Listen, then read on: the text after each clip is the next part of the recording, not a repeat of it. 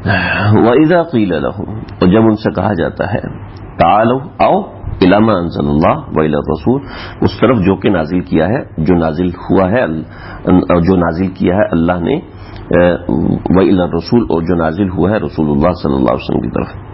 یا کیا کر دیا. وَإِذَا قِيلَ لَهُمْ، جب ان سے کہا جاتا ہے، جب گھر سے فون آتا ہے نا ایسے ہی ہوتا ہے. وَإِذَا قِيلَ لَهُمْ تَعَالَوْا، جب ان سے کہا جاتا کہ آؤ الی ما انزل اللہ، جو نازل کیا ہے اللہ نے اس کی طرف، وإلی الرسول، اور جو رسول اللہ صلی اللہ علیہ وسلم کے پاس آیا اس کی طرف. رأیت المنافقین، تو دیکھے گا منافقین کو، یصدون عنک صدودا، کہ وہ منہ موڑ کر بیٹھے ہوں گے. یصدون کا مطلب ہے روکنا، ان کا تجھ سے، تو وہ روکنے والے ہوں گے تجھ سے، صدودا روکنے والے، روکنے والا، یعنی منہ موڑ کے بیٹھے ہوں گے. لفظی ترجمہ یہ ہے تو اس کا معنی یہی ہوگا. لیکن یہی لوگ ہوتے ہیں فَكَيْفَ إِذَا أَصَابَتْهُم مُصِيبَةٌ، پھر کیا معاملہ ہوتا ہے ان کا کہ جب ان کو کوئی مصیبت پہنچتی ہے، بِمَا قَدَّمَتْ أَيْدِيهِمْ، اپنی حرکتوں کی وجہ سے، ثُمَّ جَاءُوكَ، تو پھر یہ تیرے پاس آتے ہیں، يَحْلِفُونَ بِاللَّهِ، قسمیں اٹھاتے ہیں اللہ کی، إِنْ أَرَدْنَا إِلَّا إِحْسَانًا وَتَوْفِيقًا، ہمارا مقصد اس سے صرف بھلائی تھی اور میل جول کرانا تھا. ٹھیک ہے، توفیق یعنی موافقت کرانا، میل جول کرانا تھا. احسان مطلب ہمارا نیکی کا تھا، اس وجہ سے ہم آپ کے پاس فیصلہ نہیں لے گئے. اگر آپ کے پاس فیصلہ لے کے آتے تو آپ تو چور کا ہاتھ کٹوا دیتے. تو چور کا ہاتھ کٹ جاتا تو بیچارہ کیسے کھاتا زندگی بھر. ان کو یہ نہیں پتا یہ چور دوبارہ چوری کر کے جب تمہارے گھر میں ڈاکہ مارے گا پھر تمہیں سمجھ میں آ جائے گی. اولئک الذین یعلم اللہ ما فی قلوبہم، یہ وہی لوگ ہیں یعلم اللہ کہ جانتا ہے اللہ ما فی قلوبہم جو کچھ ان کے دلوں میں. فاعرض عنہم، بس ان سے اعراض کیجیے. وعظہم، لیکن ان کو نصیحت کرتے رہیے. وقل لہم، وعظہم، اور ان کو نصیحت کرتے رہیے. کیا اللہ ہے یار، دھوکہ دے رہے ہیں، دھوکہ دینے والوں کو بھی فرمایا نصیحت کر. وقل لہم، اور ان سے ایسی بات کہیے، قل لہم فی انفسہم قولا بلیغا، جو ان کے دل میں بلیغ کر جائے، بالغ اتر جائے.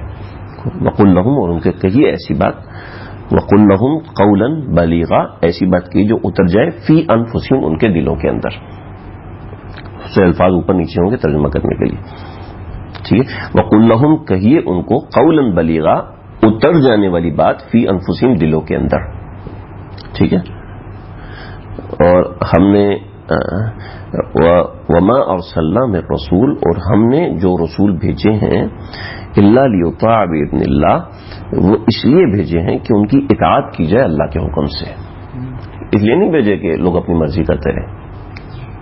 ولو انہم اذ ظلموا، لیکن پھر بھی ولو انہم، اگر وہ لوگ ایسا ہوں کہ اذ ظلموا، کہ جب وہ ظلم کریں، انفسہم، اپنی جانوں پر، جاؤوک، اور وہ آئیں تیرے پاس، فاستغفروا اللہ، اللہ سے معافی مانگے، واستغفر لہم الرسول، اور رسول بھی ان کے لیے معافی مانگے، تو لوجدوا اللہ توابا رحیما، تو آپ پائیں گے اللہ کو توبہ قبول کرنے والا اور مہربان. تواب معاف کرنے والا اور مہربان. کیا بات ہے، کیا بات ہے. وما ارسلنا من رسول. اچھا، اب اس کو ہمارا ایک اور مقصد تھا اس ترجمے کو شروع کرنے کا کہ ہم دیکھیں کہ یہ آیت آج کیسے ہے. تمام علماء نے اس آیت کے بارے میں خاص طور پہ لکھا ہے. اس آیت کے بارے میں خاص طور بہت سے واقعات لکھے، عجیب عجیب واقعات لکھے. آپ اگر روزہ رسول صلی اللہ علیہ وسلم پہ جائیں نا تو وہاں پر 2 شعر لکھے ہوئے ہیں. ٹھیک ہے، مجھے اس وقت وہ شعر یاد نہیں، میں جب دیکھ رہا تھا تو میں تلاش کر رہا تھا کہیں سے وہ شعر ہوں نا مجھے مل جائیں. تو اس نے وہ 4 شعر علامہ قرطبی رحمۃ اللہ علیہ نے وہ لکھے ہیں کہ 4 شعر علامہ ابن کثیر رحمۃ اللہ نے لکھے.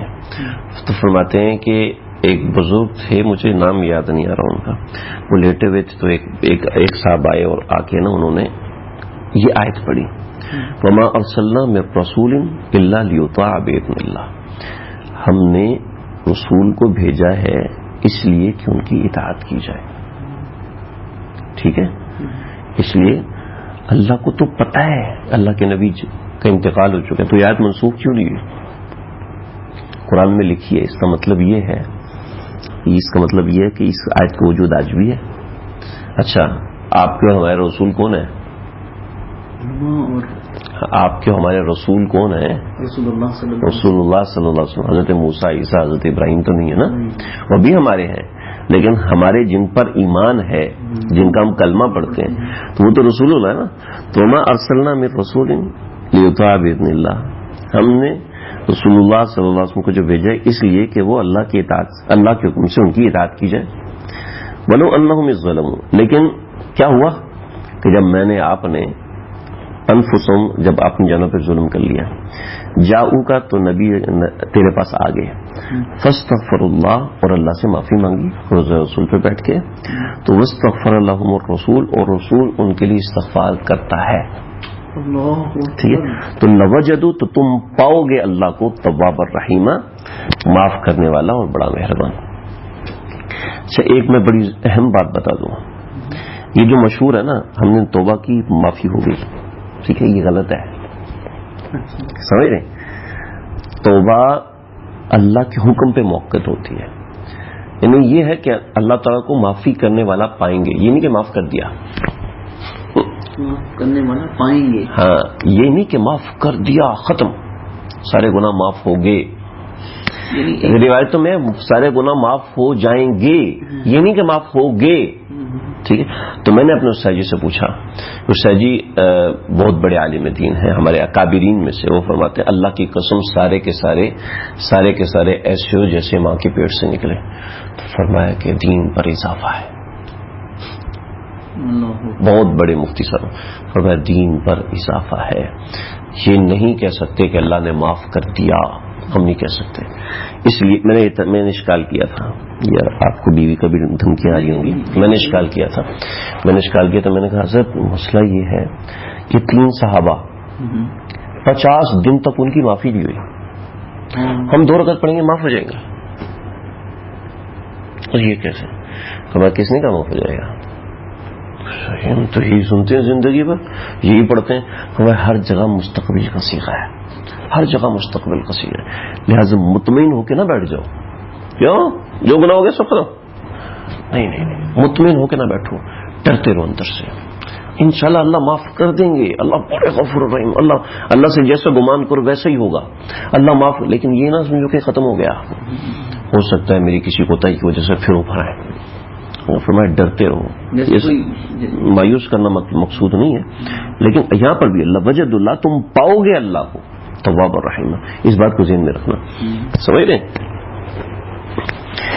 اللہ؟ جیسے حضرت شیخ الحدیث حضرت مولانا زکریا صاحب رحمۃ اللہ علیہ کے خلیفہ مجاز ہمارے استاد جی مفتی شاہد صاحب دامت برکاتہم، اللہ تعالیٰ ان کو صحت دے، بڑے پائے کے بزرگ، بڑے پائے کے بزرگ. تو ایک دن نا ترمذی کا سبق ہو رہا تھا، تو یوں استاد جی تو سر جھکا کے یعنی ایسے ہو گئے کہ ان کی کمر یہاں سے جھک گئی، نیچے دیکھ کے کی کمر ایسے جھکی ہوئی. تو عجیب، ان کو دیکھتے ہی روحانیت محسوس ہوتی. تو ترمذی پڑھا رہے تھے، مغرب کے بعد سبق ہو رہا تھا، مجھے آج تک یاد ہے کتاب العتیمہ کا سبق تھا، تو کھانے پینے کی چیزوں کے بارے میں. تو لا حول ولا قوت الا باللہ، کوئی اور پڑھے گئی، کوئی اور پڑھے، پھر کسی نے پڑھنا لا حول ولا قوت، کوئی اور پڑھے، پھر ایک اور نے شروع کیا استغفر اللہ.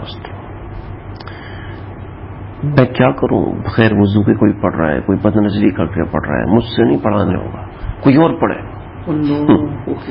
پھر ایک تیسرے یا چوتھے طالب علم نے پڑھنا شروع کیا، پھر سکوت فرمایا، پھر فرمایا کہ مجھے معاف کرنا، کبھی کبھی ہوتا نہیں ہے، ہم نہیں چاہتے لیکن کبھی گزارا نہیں ہوتا، ایسا لگتا ہے کہ جان نکل جائے گی، تو اس لیے میں کہہ دیتا ہوں مجھے معاف کرنا، تم نیک لوگ ہو، تم اوئے جی. تو وہ فرمانے لگے، میرا ایک دوست تھا تبلیغ میں لگا تو موٹا ہو گیا، پہلے بھی موٹا تھا لیکن تبلیغ میں لگا تو اور موٹا. تو میں نے پوچھا یہ کیا طریقہ ہے؟ کہ پہلے تو دنیا کی فکر نہیں تھی، اب آخرت کی بھی فکر نہیں.